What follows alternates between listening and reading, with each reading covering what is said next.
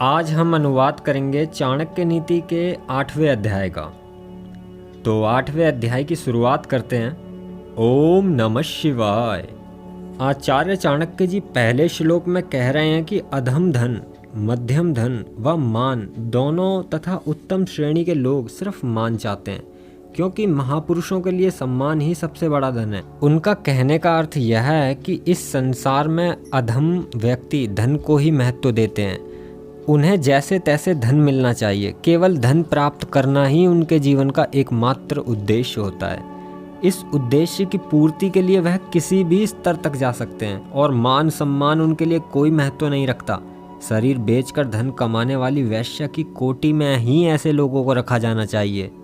और मध्यम स्तर के व्यक्ति धन के साथ ही साथ मान को भी महत्व देते हैं। उन्हें धन तो चाहिए ही चाहिए, किंतु सम्मान भी चाहिए। इस प्रकार उनके जीवन का लक्ष्य धन और मान सम्मान दोनों ही प्राप्ति का होता है। इन दोनों से भिन्न उत्तम श्रेणी के पुरुष होते हैं। इनसे भिन्न होते हैं, वे अलग होते हैं। इनके जीवन का लक्ष्य केवल सम्मान प्राप्त करना ही होता है। वे धन को महत्व नहीं देते, अतः उनका आचरण भी उसी प्रकार का होता है। अगले श्लोक की तरफ चलते हैं। बहुत से व्यक्ति स्नान ध्यान किए बिना कोई चीज भी ग्रहण नहीं करते, परंतु चाणक्य के अनुसार फलों का रस, औषधियाँ, दूध आदि का सेवन आवश्यकता पड़ने पर स्नान आदि से पूर्व भी किया जा सकता है और उसके बाद शुभ कार्य करने में कोई दोष नहीं है। उनका कहना है गन्ना और गन्ने का रस, पानी, दूध, जड़ी बूटी, पान, फल तथा औषध आदि का सेवन करने के उपरांत भी स्नान, संध्या पूजन, दान तर्पण आदि नित्य कर्म किए जा सकते हैं। अभिप्राय यह है कि यदि कोई रोगी है, बेचैन है, तृषा पीड़ित है या शुद्धाग्रस्त है, तो उसे स्नान व संध्या पोषण से पूर्व औषध, दुग्ध या जल तथा फल आदि के सेवन की कोई मनाही नहीं है। इन्हें ग्रहण के उपरांत भी यदि वह दान, पूजा आदि शुभ कर्म करता है तो वह पाप कर्म का भागी नहीं होता। शास्त्र व्यक्ति को इसी प्रकार की सुविधा प्रदान करता है। उनका कहने का अर्थ यह है कि कोई व्यक्ति अगर नहाने में असमर्थ है तो वह खा पी सकता है और इसकी पूर्ति करने के लिए वह दान या पूजा या शुभ कर्म कोई कर सकता है। इससे उसकी पूर्ति हो जाएगी, वह पाप का भागी नहीं होगा। अगले श्लोक की तरफ चलते हैं। आचार्य चाणक्य जी कहते हैं कि दीपक अंधेरे को खाता है तो उससे काजल उत्पन्न होता है। जो जैसा भोजन प्रतिदिन खाता है उससे वैसे ही गुण उत्पन्न होते हैं। आचार्य चाणक्य जी ने यहाँ भोज्य पदार्थों के अभाव का विश्लेषण करते हुए एक अद्भुत उदाहरण दिया है। दीपक की लौ अंधेरे को दूर करती है। चाणक्य कहते हैं कि वह अंधेरा खाती है, इसलिए उससे कालिक की उत्पत्ति होती है। अभक्ष्य मांस, मदिरा, मछली आदि की तामसी भक्ष्य खाने पर वैसे ही गुण प्राणी में उत्पन्न होते हैं। यदि भक्ष्य सात्विक हो तो सात्विक गुण ही उत्पन्न होते हैं। भक्ष्य का प्रभाव संतान पर भी पड़ता है और ये भी वैसे ही गुणों वाले हो जाते हैं। अगले श्लोक की तरफ चलते हैं। उपरोक्त श्लोक में बताया है कि यवन से हमेशा बचना चाहिए। मतलब उनका कहने का यह है कि ज्ञान और अनुभव की उक्ति प्रचलित है कि एक मलेच्छ यवन एक सहस्त्र चांडालों से बढ़कर होता है। यवन के बराबर कोई नीच नहीं है। हजारों चांडाल मिलकर जितना उपद्रव करते हैं, अकेला एक यवन उससे कहीं अधिक बढ़कर करता है। इस नीच यवन से तो दूर ही रहने में भलाई है। अगले श्लोक की तरफ चलते हैं। गुणी पुरुषों को धन दो, गुणीहीनों को नहीं। समुद्र का खारा जल जिस प्रकार बादलों में जाकर मीठा हो जाता है, वैसे ही गुणी पुरुषों को दिया गया दान शुभ फल प्रदान करता है। उनका कहना यह है कि बुद्धिमान पुरुषों सदैव गुणी व्यक्ति को ही दान के रूप में धन या अन्य पदार्थ देना चाहिए। गुणहीन व्यक्तियों को दान नहीं देना चाहिए। अपने मंतव्य को उन्होंने एक उदाहरण स्वरूप लिखा है।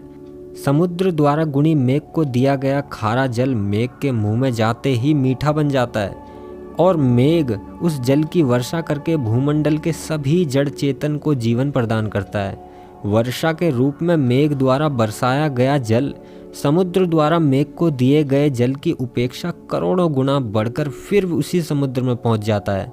स्पष्ट है कि समुद्र ने गुणी मेघ को जल दान करके अपने खारे जल को मीठा बना लिया, जड़ चेतन को जीवन प्रदान करने का पुण्य अर्जित किया तथा दिए गए जल से अधिक मात्रा में पुनः जल प्राप्त भी कर लिया। अतः गुणी को दिया गया दान अति फलदायक होता है। अगले श्लोक की तरफ चलते हैं। आचार्य चाणक्य जी कहते हैं कि तेल लगाने पर, चिता का धुआं लगने पर जिस समय शमशान में जाया जाता है, मैथुन करने के पश्चात और शोर कर्म के पश्चात मनुष्य चांडाल के समान ही अपवित्र होता है। जब तक वह स्नान करके पवित्र नहीं हो जाता, उसे कोई भी सांसारिक कृत्य नहीं करना चाहिए। उनका कहने का अर्थ यह है कि शरीर में जब तेल लगा होता है तो त्वचा की गंदगी हाथों एवं शरीर पर फैली होती है। मैथुन में शरीर की सभी कूपों से पसीना आदि आने के रूप में शरीर से गंदगी निकलती है। जब सिर मुंडवाया जाए तो हजामत बनवाई जाए तो बालों के टुकड़े गर्दन पर चिपके होते हैं। ये सभी हानिकारक हैं। स्नान करने के बाद ही इनके शरीर पवित्र होता है। अगले श्लोक की तरफ चलते हैं। आचार्य चाणक्य जी कहते हैं कि अर्जुन में जल औषधि है, जीर्ण में बलदायक, भोजन के मध्य यह अमृत है, भोजन के बाद विष।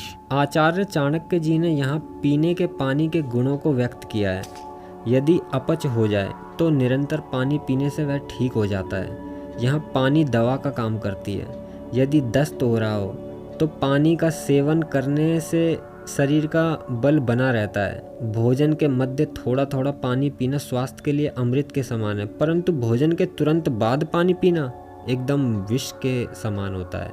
अगले श्लोक की तरफ चलते हैं। आचरण के बिना ज्ञान व्यर्थ है, अज्ञान से मनुष्य नष्ट हो जाता है।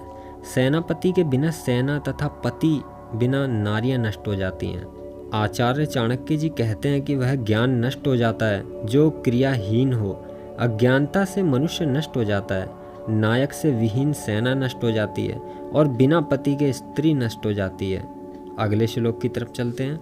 बुढ़ापे में पत्नी का मरना, अपनों द्वारा धन का हड़प लेना, दूसरों के अधीन भोजन करना, ये तीनों ही दुखदायी होते हैं। आचार्य चाणक्य जी कहते हैं कि किसी बूढ़े पुरुष को पत्नी का मर जाना तो अपने जीवन साथी के वियोग से उसे इतना दुख होगा कि वह उसका दुख, जुदाई का दुख सहन कर रहा होगा कि वह मृत समान वैसे ही हो जाएगा।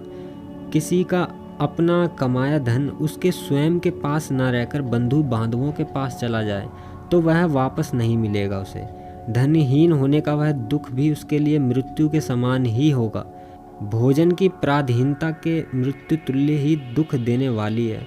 इन तीनों विपत्तियों को वृद्ध पुरुष घुट घुट कर सहन करते हुए ही मृत्यु को अति शीघ्र प्राप्त हो जाता है। अगले श्लोक की तरफ चलते हैं। इस श्लोक में आचार्य चाणक्य जी कहते हैं कि श्रद्धा के बिना कार्य सफल नहीं हो पाता। उनका कहना है कि अग्निहोत्र न करने वाले का वेद पढ़ना व्यर्थ है। बिना दान के यज्ञादि पूर्ण नहीं होते, बिना भाव के सिद्धि नहीं होती, अतः सबसे भाव प्रेम ही प्रधान है। अगले श्लोक की तरफ चलते हैं। श्रद्धा पूर्वक कोई भी कल्याणकारी कार्य किया जाए, उसे कार्य में परमेश्वर की कृपा से अवश्य सफलता मिलेगी। अतः मनुष्य की श्रद्धा भावना ही प्रतिमा में देवता का वास मानती है और भावना का अभाव प्रतिमा में साधारण जल पदार्थ बना देता है।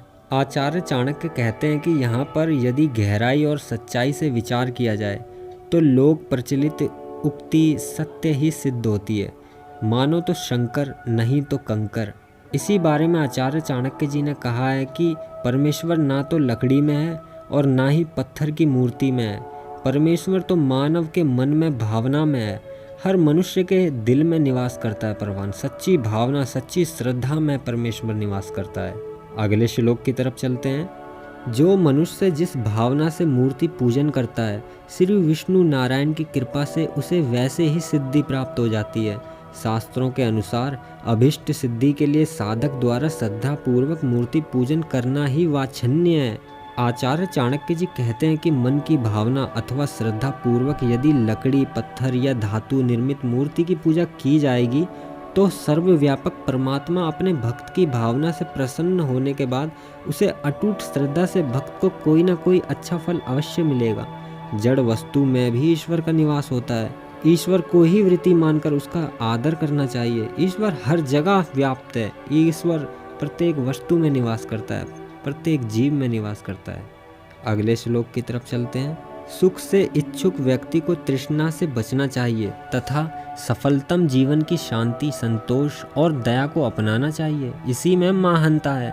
आचार्य चाणक्य जी कहते हैं कि मन का संयम अर्थात शांति और स्थिर भाव के समान कोई दूसरा तप नहीं, संतोष जैसा कोई दूसरा सुख नहीं, तृष्णा जैसा दुख देने वाला और कोई भयंकर रोग नहीं, तथा दया जैसा स्वच्छ और अच्छा दूसरा कोई धर्म नहीं। अगले श्लोक की तरफ चलते हैं। क्रोध में मनुष्य पाप कर डालता है, वह यमराज बन जाता है। तृष्णा वैतरणी के समान है, विद्या कामधेनु तथा संतोष नंदन वन के समान है। आचार्य चाणक्य जी कहते हैं कि गुस्से में मनुष्य का विनाश होता है, इसलिए क्रोध को साक्षात यमराज कहा गया है। तृष्णा को वैतरणी नदी कहा जाता है, क्योंकि तृष्णा का मिटना उतना ही कठिन है जितना वैतरणी को पार करना। विद्या सब प्रकार का फल देती है, इसलिए वह वंदनीय है, किंतु संतोष का ध्यान निर्बाध आनंद देने वाला होने के कारण सबसे ऊपर है। साथ ही संतोष इंद्र के विहार स्थल नंदन वन के समान मोहक और असीम सुखद भी होता है। अगले श्लोक की तरफ चलते हैं।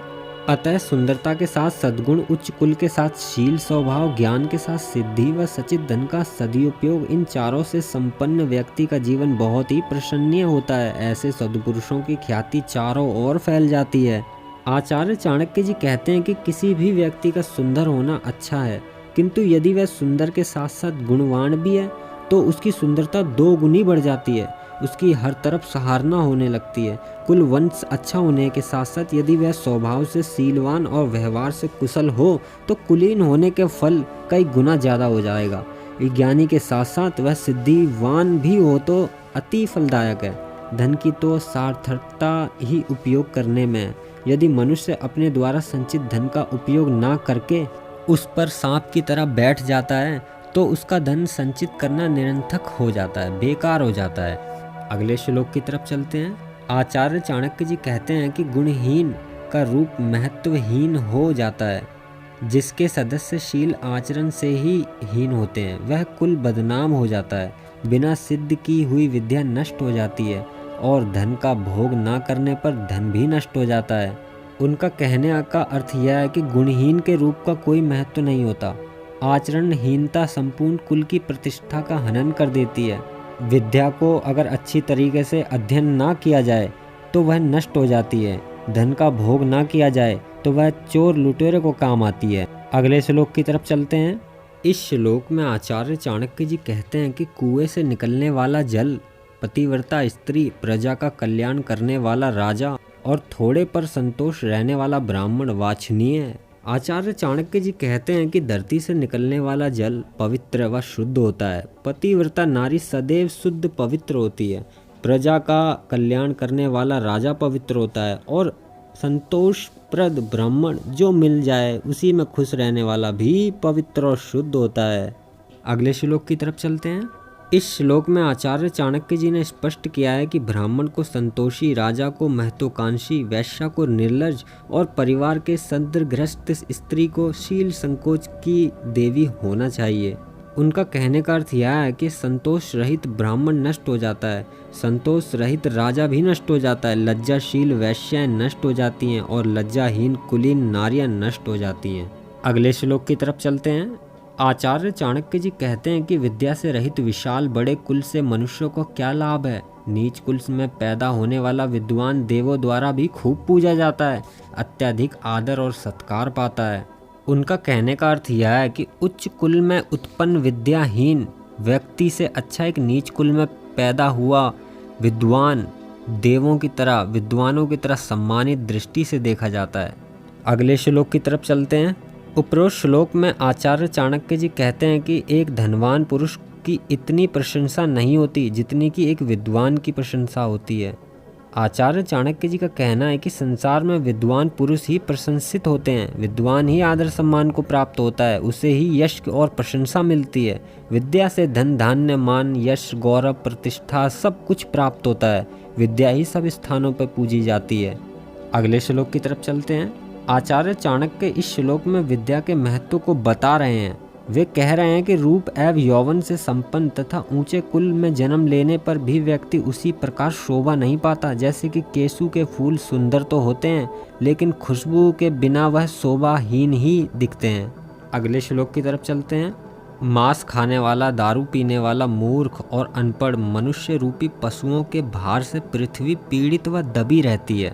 उनका कहने का मतलब यह है कि मांस भक्षण करने वाला यानी कि मांस खाने वाला, मदिरा का पान करने वाला, दारू पीने वाला, अनपढ़, मूर्ख लोग व्यक्ति के रूप में पशु ही है, क्योंकि इनकी संपूर्ण चेष्टाएं विवेक रहित होती हैं।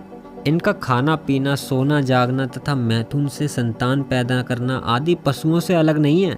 इस प्रकार के विद्या व विवेक रहित मनुष्यों, पुरुषों रूपधारी पशुओं के भार से ही धरती दुखी है, यानी ऐसे लोग भूमि के ऊपर वजन है।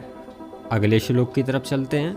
आचार्य चाणक्य जी ने यज्ञ का विरोध ना करते हुए यज्ञ में होने वाली असावधानियों से होने वाली हानियों का निर्देश देकर उनसे बचते हुए यज्ञ को सार्थक बनाने और उससे भारी लाभ उठाने को प्रेरित किया है।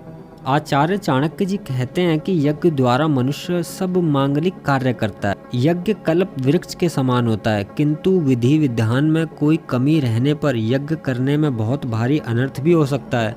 यज्ञ के साथ साथ अन्न आदि का दान ना किया जाए, मंत्रोच्चार ना हो, यज्ञ करने वाले पुरोहित का यजमान द्वारा उचित दान दक्षिणा ना दी जाए तो भी यज्ञ अनर्थकारी हो जाता है। क्रियाहीन यज्ञ घातक बन जाता है। विशेष बात यह है कि शुद्ध मंत्र पाठ, अन्न दान और दान दक्षिणा के साथ संपन्न यज्ञ भारी फल देने वाला होता है। 8वां अध्याय समाप्त। ओम नमः शिवाय।